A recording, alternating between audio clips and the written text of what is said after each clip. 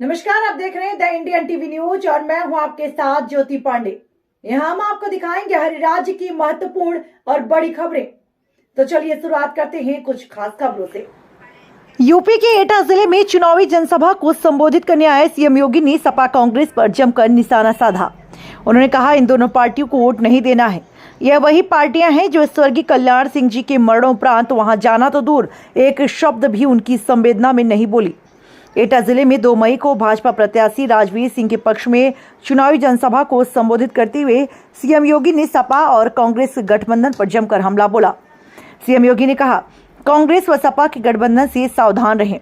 BJP के 10 वर्ष के कार्यकाल में आतंकवाद, नक्सलवाद नियंत्रित हुआ। अब कहीं पटाखा भी फूटता है तो पाकिस्तान कहता है ये हमने नहीं किया। वहीं कांग्रेस मुसलमानों को आरक्षण का हिस्सा देने की बात कहती है। देश का इस्लामीकरण और तालिबानीकरण करके विभाजित करने का प्रयास कर रही है। इनके हाथ मजबूत नहीं होने देना है। सीएम योगी ने कहा, अगर फिर भी कांग्रेस सपा के गठबंधन को वोट देना महापाप होगा। बाबूजी कल्याण सिंह का सपना साकार हुआ है। अयोध्या में भगवान श्री राम के मंदिर का निर्माण हुआ है। एक और मंदिर बना तो दूसरी ओर माफिया का राम नाम सत्य हो गया। सीएम योगी ने कहा, बाबूजी कल्याण सिंह को श्रद्धांजलि अर्पित करते हुए देश के विकास के लिए एटा लोकसभा से राजवीर सिंह राजू भैया को वोट दें। वहीं सीएम योगी आदित्यनाथ ने एटा में कराए गए कार्य भी गिनाए और कासगंज जिले के सुकर क्षेत्र सोरो के विकास के बारे में बात करते हुए आश्वस्त किया कि विकास की रफ्तार सोरो में कम नहीं होगी। उन्होंने कहा, ये वही कांग्रेस और सपा के लोग हैं जिन्होंने बाबूजी कल्याण सिंह की दुखद मृत्यु के बाद उनके लिए शोक संवेदनाएं भी व्यक्त नहीं की थी, जिससे साफ होता है ये क्या करना चाहते हैं। इन्हें हर हाल में हारना ही है। एटा के सैनिक पड़ाव मैदान पर भाजपा प्रत्याशी राजवीर सिंह के पक्ष में चुनावी जनसभा के दौरान बुलडोजरों की भरमार दिखी। कार्यकर्ता बुलडोजरों पर सवार होकर नारेबाजी करते हुए नजर आए। सीएम योगी आदित्यनाथ के संबोधन के दौरान जमकर भाजपा के पक्ष में कार्यकर्ता नारेबाजी करते रहे। मोबाइल यूपी के एटा जिले में चुनावी जनसभा को संबोधित करने आए सीएम योगी ने सपा कांग्रेस पर जमकर निशाना साधा। उन्होंने कहा, ये दोनों पार्टियों को वोट नहीं देना है। ये वही पार्टियां हैं जो स्वर्गीय कल्याण सिंह जी के मरणोपरांत वहां जाना तो दूर, एक शब्द भी उनकी संवेदना में नहीं बोली। दिखाते हैं पूरी खबर विस्तार से। कि जिन लोगों ने सरदेव कल्याण सिंह जी का अपमान किया, याद करिए, कल्याण सिंह जी प्रदेश के मुख्यमंत्री थे। कल्याण सिंह जी की पूर्व गवर्नर भी थे, जनप्रतिनिधि रहे, कई बार विधायक और सांसद भी थे। लेकिन जब उनकी दुखद मृत्यु हुई तो समाजवादी पार्टी ने संवेदना के 2 शब्द भी नहीं व्यक्त किए। बहनों और भाइयों, हमारे नेता को अपमानित करने वाली समाजवादी पार्टी, राम को नकारने वाली समाजवादी पार्टी, आपकी आस्था के साथ खिलवाड़ करने वाली सपा और कांग्रेस, क्या आपका वोट पाने का अधिकारी है? क्या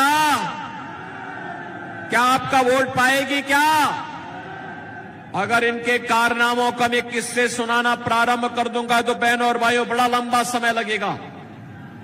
मैं आज आपके बीच में केवल कुछ मुद्दों पे चर्चा करने के लिए आया हूं। मैं अभी यहां पर आया था और मुझे यहां पे बताया गया कि अहल्या समाज को प्रमाण पत्र दिलाने के बारे में। बहनों और भाइयों, अहल्या समाज आजादी के 2-3 वर्षों तक, 4-5 वर्षों तक उन्हें आरक्षण का लाभ मिल रहा था। कांग्रेस की शरारत के नाते उनको उनकी मूल जाति से आरक्षण की सुविधा से वंचित करने का पाप कांग्रेस ने किया है, कांग्रेस ने। और याद करिए, अहल्या समाज को मैंने स्वयं लखनऊ बुलाया था और उनके बारे में मैंने स्वयं भारत सरकार को प्रस्ताव भेजा है कि इनको भी अनुसूचित जाति की सुविधा का लाभ मिलना चाहिए। बहनों और भाइयों, यही नहीं, बघेल पाल समाज और धनगढ़, बघेल एसपी सिंह बघेल भारतीय जनता पार्टी के सांसद हैं। अजीत पाल भारतीय जनता पार्टी के विधायक और प्रदेश सरकार में मेरे सहयोगी मंत्री हैं। भारतीय जनता पार्टी अकेली पार्टी है। याद करिए समाजवादी पार्टी के समय में जब राजू पाल की हत्या हुई थी और जब एक माफिया ने उमेश पाल की हत्या की थी, तो बहनों और भाइयों, माफिया कैसे मिट्टी में मिल गया है यह सबको पता है। और मैं आपसे यही कहने के लिए आया हूं, बहनों और भाइयों, मैं आपसे यही कहने के लिए आया हूं, भारतीय जनता पार्टी आपके हितों के लिए पूरी संवेदनशील तरीके से कार्य कर रही है, पूरी मजबूती के साथ काम कर रही है। ये चुनाव में हमें व्यक्ति नहीं देखना है, जाति नहीं देखनी है, मत और मजहब नहीं देखना है। चुनाव में हमें केवल मोदी जी को देखना है। पूरे देश के अंदर एक ही आवाज है। कल मैं महाराष्ट्र में था, परसों में वेस्ट बंगाल में था। मुझे अब तक 8 राज्यों में जाने का अवसर प्राप्त हुआ और बहनों और भाइयों, 8 राज्यों में जो माहौल है वह माहौल है, हर जनता एक ही स्वर से बोल रही है कि फिर एक बार पूरा पंडाल एक साथ बोले, जिससे दिल्ली तक आपका स्वर गूंजे। फिर एक बार बहनों और भाइयों, जो मोदी सरकार का स्वर गूंज रहा है ना पूरे देश के अंदर, ये वैसे ही नहीं है। मोदी जी के नेतृत्व में 10 वर्ष में देश की कायाकल्प करने का जो कार्य हुआ है, आज उसके प्रति मोदी जी को कृतज्ञता ज्ञापित करते हुए आशीर्वाद जनता जनार्दन का प्राप्त हो रहा है। और उसी के लिए मैं आपका आह्वान करने के लिए आया हूं। याद करिए, ये कांग्रेस सपा की सरकार जब केंद्र में थी, बहुजन समाज पार्टी उनको सपोर्ट कर रही थी, तब क्या हाल थे? आतंकी घटनाएं कहीं भी हो जाती थी, विस्फोट कहीं भी हो जाते थे। अयोध्या में राम जन्मभूमि पर हमला हुआ, काशी में संकट मोचन मंदिर पर हमला हुआ, लखनऊ में हमले हुए, सीआरपीएफ के कैंप रामपुर में हमला हुआ।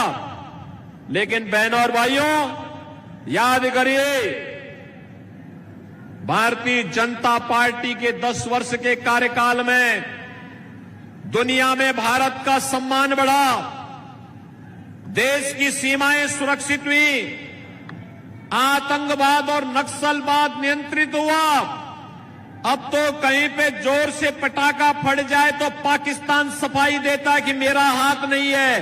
बहनों और भाइयों, ये होती है देश की धमक, और ये मोदी जी के नेतृत्व में हो पाया। और मैं इसीलिए आज आपसे कहने के लिए आया हूं, विकास के कार्य हो रहे हैं, highway, railway, metro, 1 district 1 medical college, एटा में भी मेडिकल कॉलेज बना, कासगंज में भी मेडिकल कॉलेज बनाने की कार्रवाई प्रचलित है। और बहनों और भाइयों, मैं आपसे ये भी कहने के लिए आया हूं कि देश के अंदर विकास के जो कार्य हुए, आत्मनिर्भर और विकसित भारत को आगे बढ़ाने के कार्यक्रम के तहत हर चेहरे पर खुशहाली लाने के लिए मोदी जी के नेतृत्व में हुआ है। बहनों और भाइयों, गरीब कल्याणकारी योजनाओं का कार्य किस हद तक हुआ? 80 करोड़ गरीब राशन का सुविधा का लाभ प्राप्त कर रहे हैं। 60 करोड़ लोगों को आयुष्मान भारत की 5 लाख रुपए की सुविधा प्राप्त हो रही है। 50 करोड़ लोगों को